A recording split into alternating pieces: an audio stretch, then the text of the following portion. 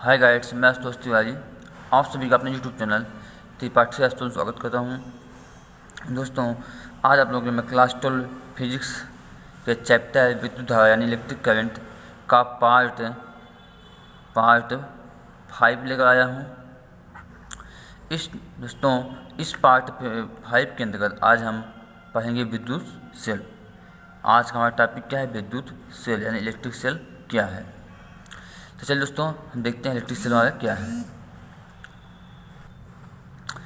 विद्युत सेल को इंग्लिश में इलेक्ट्रिक सेल बोलते हैं। दोस्तों, विद्युत सेल एक ऐसी युक्ति है जो रासायनिक ऊर्जा को विद्युत ऊर्जा में परिवर्तित करती है। विद्युत सेल है जो दोस्तों, ये क्या एक युक्ति है जो कि रासायनिक ऊर्जा को विद्युत ऊर्जा में कन्वर्ट कर देती है। अब देखते हैं इसका स्ट्रक्चर क्या होता है। तो दोस्तों, इसका स्ट्रक्चर ये समझिए कि यहाँ पर एक क्या है, एक पात्र होता है। इस पात्र में क्या विद्युत अवघट पदार्थ भरे होते हैं। और क्या होता है, इधर से क्या होती है, दो यहाँ पर इलेक्ट्रोड होते हैं, एक पॉजिटिव एक नेगेटिव इलेक्ट्रोड होता है। इसको क्या करते हैं, किसी बैटरी से कनेक्ट कर देते हैं। यहाँ पर कोई बल्ब लगाया गया है जिसे और इसको बैटरी के द्वारा कनेक्ट कर देते हैं। यहाँ पर एम्पियर है।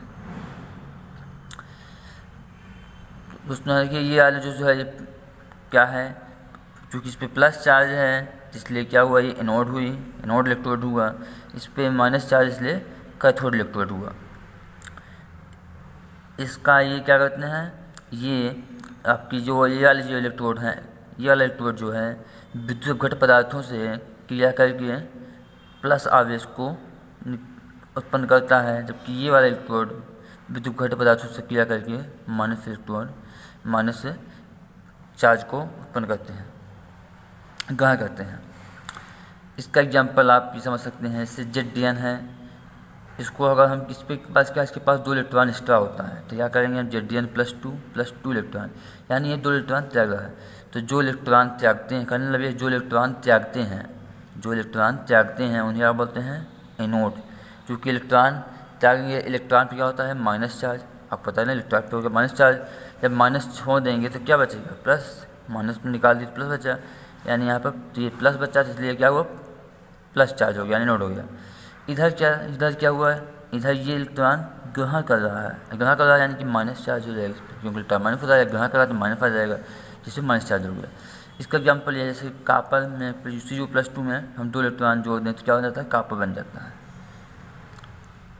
तो सिंपल करने बाद दोस्तों, जिस पे चार्ज वो है नोड और जिस पे माइनस चार्ज वो कैथोड।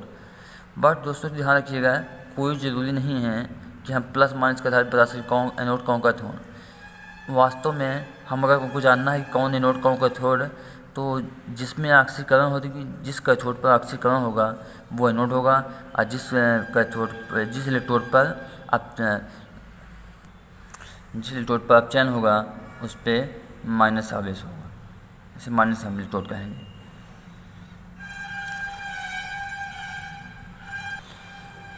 दोस्तों, इस सेल का प्रतीक है, आपका सेल प्रतीक ऐसे बनता है। इसका जो प्लस टर्मिनल होगा वो बड़ा होगा, इसका छोटा माइनस टर्मिनल छोटा होगा। जैसा कि आप लोग बैटरी में देखते आए हैं, वैसे यहाँ पे सेल सिस्टम है। तो जो बड़ा से प्लस चार्ज पे है, जो माइनस है वो निगेटिव चार्ज पे है। तो इसमें इस सेल का प्रतीक है, इस तरह बनता है। अगर इस तरह कहीं बना समझिए, इस सेल की बात हो रही है। अब दोस्तों चलते हैं विद्युत सेल के प्रकार। तो विद्युत सेल जो होता है 2 टाइप का होता है, मुख्य रूप से 2 टाइप का। प्राथमिक सेल जिसे बोलते हैं प्राइमरी सेल, दूसरा होता है द्वितीयक सेल जिसे बोलते हैं सेकेंडरी सेल। प्राथमिक सेल क्या होते हैं, इनमें होने वाली रासायनिक क्रिया अव्युत्क्रमणीय इनवर्सिबल होती है, अतः इन्हें पुनः आवेशित नहीं किया सकता, अर्थात इनको हम एक बार ही उपयोग कर ले सकते हैं। यानी ऐसे सेल हैं जिनको केवल एक बार उपयोग कर लिया जाए तो उसको फेंक देते हैं।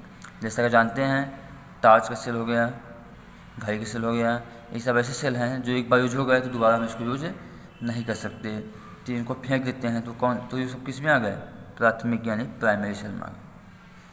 अब नेक्स्ट क्या है, इसका एग्जाम्पल सुन ले, क्लांसी सेल और डेनियल सेल। नेक्स्ट द्वितीयक सेल, इसमें सेकेंडरी सेल से बोलते हैं, इनमें होने वाली रासायनिक क्रिया व्युत्क्रमणीय होती है, अर्थात इन्हें पुनः आवेशित करके पुनः उपयोग में लाया जा सकता है। यानी द्वितीयक सेल वो होते हैं, प्राथमिक सेल वो होते हैं जिन्हें हम पुनः उपयोग नहीं कर सकते, एक बार उपयोग करने के बाद पुनः उपयोग नहीं कर सकते प्राथमिक सेल को, लेकिन द्वितीयक सेल को हम इसको अवशोषित करके पुनः उपयोग में ला सकते हैं। इसको हम चाहे 2 बार 4 बार उपयोग में ला सकते हैं चार्ज करके। जैसे कि मोबाइल की बैटरी चाहे वो भी प्रकाश से है, लेकिन वो क्या चार्ज होती है फिर उपयोग किया जाता है। तो ये सब क्या है, वो आपका द्वितीयक सेल में आएगा मोबाइल बैटरी, जबकि घड़ी सेल टार्च सेल किस में आएंगे, प्राथमिक सेल में आएंगे, क्योंकि उनको एक बार यूज कर लेते हैं तो दोबारा हमारे काम के नहीं जाते। दोस्तों इसका एग्जाम्पल है सीसा संचालक सेल। अब दोस्तों नेक्स्ट टॉपिक है विद्युत वाहक बल। विद्युत वाहक बल जिसे पूरा फुल इसका फुल फॉर्म है इलेक्ट्रोमैग्नेटिक फोर्स। क्या फुल फॉर्म है इसका, इलेक्ट्रोमैग्नेटिक फोर्स। इसको शॉर्ट बोलते हैं EMF। तो किसी संपूर्ण विद्युत परिपथ में एकांक आवेश को आवेश को प्रवाहित करने में सेल द्वारा आवेश पर किए गए कार्य अर्थात आवेश को दी गई ऊर्जा को सेल का विद्युत वाहक बल कहते हैं। तो किसी संपूर्ण विद्युत परिपथ में एकांक आवेश को प्रवाहित करने में सेल द्वारा आवेश पर किए गए कार्य अर्थात आवेश को दी गई ऊर्जा को सेल का विद्युत वाहक बल कहते हैं। दोस्तों समझ में आ गया, ठीक है। तो ये क्या होता है, विद्युत वाहक बल हो गया।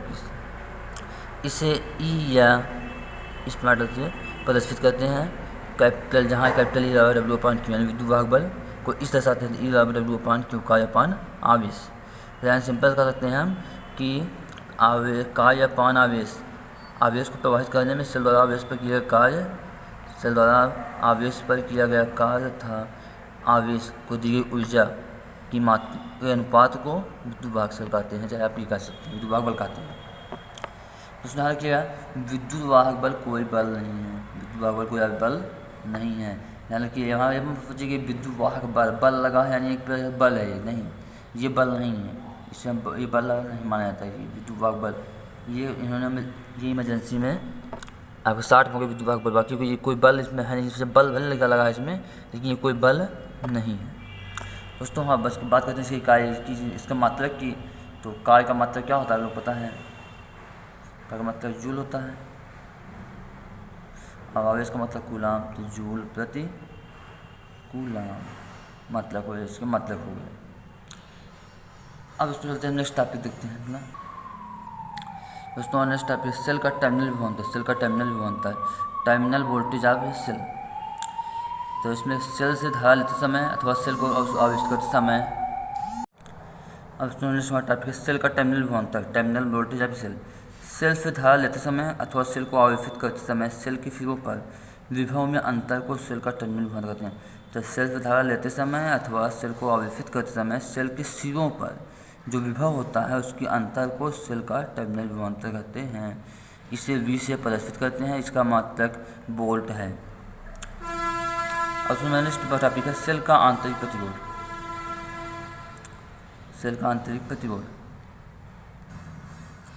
तो सेल का आंतरिक internal resistance of a cell.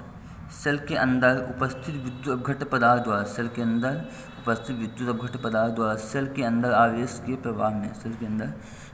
के प्रवाह में डाले गए विरोध अथवा रुकावट को ही सेल का आंतरिक प्रतिरोध कहते हैं। तो सेल के अंदर उपस्थित विद्युत अपघट्य पदार्थ द्वारा सेल के अंदर आवेश के प्रवाह में डाले गए विरोध अथवा रुकावट को ही सेल का आंतरिक प्रतिरोध कहते हैं। ठीक है, सेल के अंदर जो उपस्थित विद्युत घट पदार्थ होता है उसको द्वारा सेल के अंदर विद्युत घट पदार्थ में दिखाया था ना, जो लिक्विड होता है, आवेश के प्रवाह में यानी आवेश को प्रवाहित करने में जो विरोध उत्पन्न करेगा वही करता है, वही क्या है, सेल का आंतरिक प्रतिरोध। इसे स्मॉल r से प्रदर्शित करते हैं, इसका मतलब ओम होता है। अब सामान्य टॉपिक है सेल के आंतरिक प्रतिरोध की निर्भरता। सेल के आंतरिक प्रतिरोध की निर्भरता। तो हमारा नेक्स्ट टॉपिक है सेल के आंतरिक प्रतिरोध की निर्भरता। तो नंबर 1, सेल की दोनों प्लेटों के बीच दूरी के अनुक्रम पता है। सेल का जो आंतरिक प्रतिरोध है वह सेल की दोनों प्लेटों के बीच की दूरी के अनुक्रम पता होता है। सेल में स्थित प्लेटों के अपघट्य के अंदर, सेल के अंदर स्थित प्लेटों के अपघट्य के अंदर डूबे हुए भागों के क्षेत्रफल का अनुपात होता है। तो सेल में स्थित प्लेटों के अपघट्य के अंदर डूबे हुए भागों के क्षेत्रफल के व्युत्क्रमानुपाती होता है। विद्युत नेक्स्ट टॉपिक है। तो विद्युत अपघट्ट की सांद्रता की अनुमान बताता है। विद्युत अपघट्ट की सांद्रता कंसंट्रेशन के अनुक्रमानुपाती होता है। सेल का जो आंतरिक प्रतिरोध है, विद्युत अपघट्ट की सांद्रता कंसंट्रेशन के अनुक्रमानुपाती होता है। अपघट्ट के ताप के बढ़ने पर आंतरिक प्रतिरोध बढ़ता है। अपघट्ट के ताप के बढ़ने पर आंतरिक प्रतिरोध घटता है। तो अपघट्ट के ताप के बढ़ने पर आंतरिक प्रतिरोध घटता है, R/P/L/A। अब दोस्तों देखते हैं नेक्स्ट टॉपिक। दोस्तों नेक्स्ट टॉपिक है सेल की विद्युत वाहक बल यानी EMF, टर्मिनल विभवांतर यानी V तथा आंतरिक प्रतिरोध r में संबंध आपको निकालना है। तो ये मान लीजिए कोई सेल है, ठीक, इस पर I एम्पीयर धारा बह रही है। यहाँ पर कैपिटल R जो है बाह्य प्रतिरोध है, स्मॉल r जो है सेल का आंतरिक प्रतिरोध है। दोस्तों ध्यान रखिएगा, सेल में हमेशा धारा जो होती है पॉजिटिव से नेगेटिव चलती है। ध्यान रखिएगा, सेल में हमेशा धारा क्या होगी, पॉजिटिव से नेगेटिव। तो उधर भी हम बताना भूल गए थे, ध्यान रखिएगा। सेल की धारा हमेशा क्या होगी, पॉजिटिव से नेगेटिव चलती है। दोस्तों जब फॉर्मूला जानते हैं, उनके नियम से आप जानते हैं कि होता है ना V/I/R। तो यहाँ I/V/R होता हो जाएगा। तो ओम के नियम सब जानते हैं ना, होता है चूँकि V/I/R। तो यहाँ से I निकालना होता है आगे भाग, तो V/I/V/R हो जाएगा। अब ये तो हुआ किसके लिए, जब हमारा क्या होता है, प्रतिरोध हो और धारा हो। यहाँ पर किसकी बात हो, यहाँ पर सेल की बात हो रही है। तो यहाँ पर क्या होगा जाएगा, आपका वो फिर बनेगा V। जैसे बैटरी में V होता है, ऐसे सेल में क्या होता है, E होता है। वैसे बैटरी में V होता है, विभवांतर सेल में होता है E होता है। यहाँ से V के स्थान पर E आ गया। पान में वहाँ पर त्रिज्या कैपिटल R थी, यहाँ पर क्या है, दो त्रिज्याएँ हैं, कैपिटल R स्मॉल r। बाहरी दोनों त्रिज्याएँ हैं, तो दोनों को जोड़ देंगे, यानी capital R plus small r। तो बन गया I/E/, capital R plus small r। या E इक्वल हम I इसके स्थान पर E हो गया, I रहेगा अपना, क्योंकि धारा तो हो जाएगी। R के स्थान पर small capital R small r। और उसके यहाँ से इसका हम क्या करते हैं, इस त्रिज्या के यहाँ पर गुणा कर देते हैं, इसका अंदर गुणा करते हैं I/R plus I capital R plus I small r। अब V/I कैपिटल R के स्थान पर क्या, इसके स्थान पर क्या आएगा, V आ जाएगा। तो E आ जाएगा, इसके स्थान पर क्या आएगा, V आ गया। तो इस स्थान पर तो V plus I small r यहाँ करिए, जहाँ E क्या है, तो यहाँ से E इसके स्थान पर V आ गया ना, V इसके स्थान पर I के स्थान पर V आ गया। तो E/V इसके स्थान प्लस I स्मॉल r।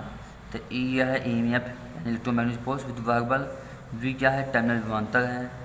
और I पूरा क्या है, पूरा जो इकट्ठा है क्या, सेल को अनावश्यक करते समय, यानी कि यहाँ सेल को हम अनावश्यक करते हैं तो उस समय क्या होता है, इसका इस्तेमाल होगा फॉर्मूला का। सेल क्या होता है दोस्तों, ऊर्जा का स्रोत। सेल क्या होता है, ऊर्जा का स्रोत। अब हम इस तरह नेक्स्ट फॉर्मूला बनता है E=V-IR। E मतलब EMF, V मतलब टर्मिनल विभवांतर, I स्मॉल r जो ये। तो ये क्या, सेल को आवश्यक समय, यानी ये कंडीशन क्या होती है, सेल को आवेशित किया जाए यानी लोड किया जाए, जबकि ये क्या था, जब ऊर्जा का स्रोत उत्पन्न तो हम अनावश्यक करते हैं।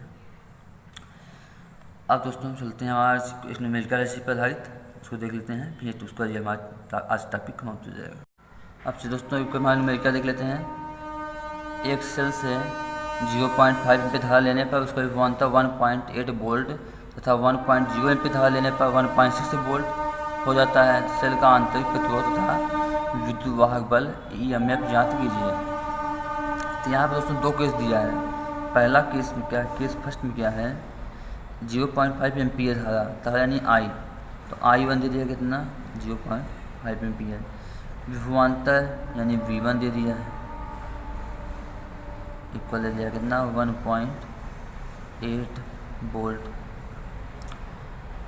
अब पूछा आपसे क्या है, देखिए और क्या दे दिया है, ये फिर तथा 1.0 एम्पीयर धारा लेने पर I2 दे दिया है 1.0 एम्पीयर।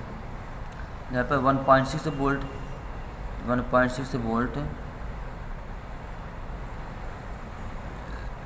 उसने V2 को दे दिया 1.6 वोल्ट। आपसे पूछा क्या, सेल का आंतरिक प्रतिरोध यानी स्मॉल r, क्वेश्चन मार्क। अब विद्युत वाहक बल EMF यानी कैपिटल E पूछ रहा है, पहले क्वेश्चन मार्क। तो पहला केस यह हुआ केस 1 और केस सेकेंड में आपका ये वाला बना, केस फर्स्ट में था, केस सेकेंड में था। हम चलते हैं पहले केस फर्स्ट। तो इसमें देखिए यहाँ पर आई दिया है, वी दिया है, आर ई पूछ रहा है। तो अब फॉर्मूला जानते हो, फॉर्मूला क्या है? अब एक बताया गया है ई बराबर वी प्लस आई आर। अब बताया गया है ना, ई बराबर वी प्लस आई आर बताया गया है, इसी इस्तेमाल हम करेंगे। तो पहले केस फर्स्ट में, केस फर्स्ट डालेंगे तो ई तो ये रहेगा, वी यानी वी वन, वी यानी वी वन, तो वी वन कितना है 1.0, 1 फिर 1.8 यानी 1.8, यहाँ पर 1.8 है ना, 1.8, तो 1.8 हो गया प्लस आई, तो I one 0.5 into small r, small r यही निकालना था। केस सेकंड में क्या होगा,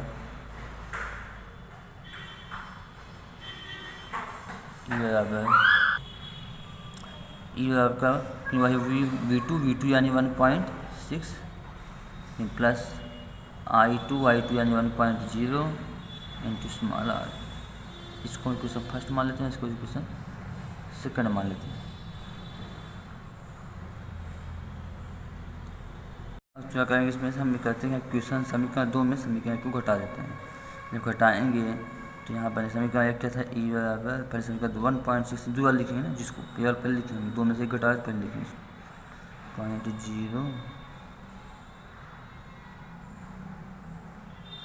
0.0 स्मॉल आर 2 और नीचे फिर ये वाला हो जाएगा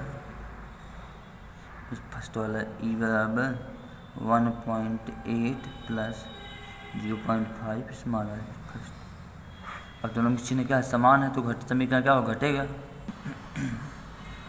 चिन्ह समान समीकरण तो घटेगा तो यहाँ प्लस है तो माइनस, यहाँ प्लस तो माइनस, प्लस तो माइनस, इससे कट गया। यहाँ पे माइनस पे घटेगा तो यहाँ पर 0.2 आएगा, 8 में 6 करूँ यहाँ पर 0, तो यहाँ पर ये वाला से माइनस 0.2 आएगा। इसमें भी प्लस एक माइनस घटेगा, 1.0 में 0.5 घटाएंगे हम, तो ये वाला यहाँ पास प्लस आया जी, और यहाँ पर आएगा 0.5 ही घटाएंगे, 0.5 ही आएगा स्मॉल बराबर यहाँ पर क्या 0। अब ये माइनस 0.2 उधर गया तो प्लस में जाएगा, तो प्लस में 0.2 इधर से बचा क्या, केवल 0.5 स्मॉल, इसका भाग कर देंगे तो 0.2 अपॉन 0.5 स्मॉल स्मॉल कैंसिल, तो आ जाएगा आर बराबर 2/5 भाग करेंगे इसका, तो 0.0 5 चौक 20 यानी आर इक्वल क्या निकला 0.4 ओम। अब हमको ई भी चाहिए, तो ई चाहिए तो फॉर्मूला जानते हैं, ई इक्वल किसी को लग देंगे, चाहे फर्स्ट टेस्ट करें किसी को लग देते हैं, स्मॉल आर, तो स्मॉल आर का मान समीकरण एक में रखने पर पहले में था, पहला हमारा क्या था, 1.8 प्लस 0.5 स्मॉल आर, तो इक्वल 1.8 रहेगा plus 0.5 into small r value क्या 0.4 है, तो इक्वल आ जाएगा 1.8, इसका हम पूरा कर लेंगे 5 चौक 20 यानी 0.20 आएगा। अब इसको हमको जोड़ना है, 0 कोई महत्व नहीं, 0.2 ही रहेगा ये, इसको हम ऐड करेंगे तो यहाँ पर हो जाएगा 8 उसके 0 लो, यहाँ 112 यानी 2.0 यानी इक्वल क्या है ओनली 2 आया। ठीक क्या हो गया 2, आपका यहाँ पर बोल्ट कर सकते हो, ठीक 2 वोल्ट का विभाग वाले भी है, ठीक है 2 वोल्ट जाएगा, तो इसको हम 2 जूल प्रति कूलाम भी कर सकते हैं, जूल प्रति कूलाम भी कर सकते हैं, ठीक है, ई का मानेगा, ठीक हो गया आपका आंसर। तो देखा दोस्तों समझ में आ गया होगा। अगर डियर स्टूडेंट आपको ये वीडियो अच्छा लगा हो तो प्लीज़ मेरे वीडियो को लाइक करें और मेरे चैनल को सब्सक्राइब करें, अपने दोस्तों के पास भी शेयर करें ताकि मुझे नोटिफिकेशन मिले, मैं आगे भी अपने आप का बिहार में भी अपने आपको समझ में आ गया था। Thank you watching, nice day.